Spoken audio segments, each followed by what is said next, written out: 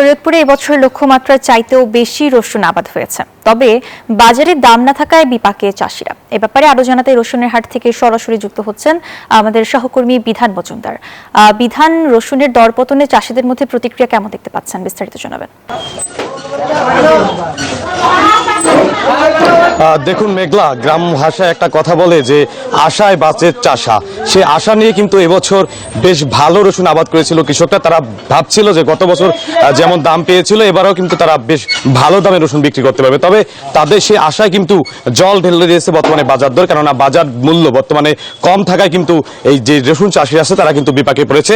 আমরা কিন্তু কথা বলেছি জেলার কৃষি বিভাগের সাথে। কৃষি বিভাগ যেমনটি বলছিলেন, এবছর কিন্তু রসুনের লক্ষ্যমাত্রা ধরা হয়েছিল ৪,৭৪০ হেক্টর জমিতে, আর আবাদ করা হয়েছে ৫,৪২০ হেক্টর জমিতে। অর্থাৎ আবাদে যে লক্ষ্যমাত্রা সেটি কিন্তু অর্জিত হয়েছে এবং বেশি হয়েছে।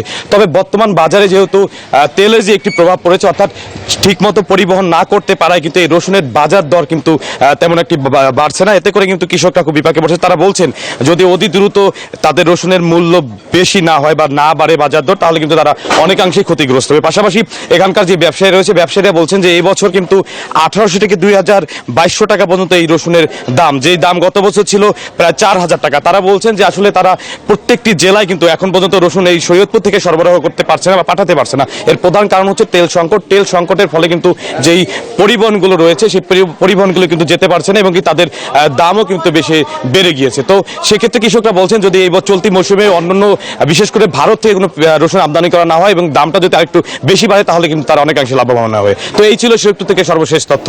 মেঘলা। বিধান, আপনাকে ধন্যবাদ।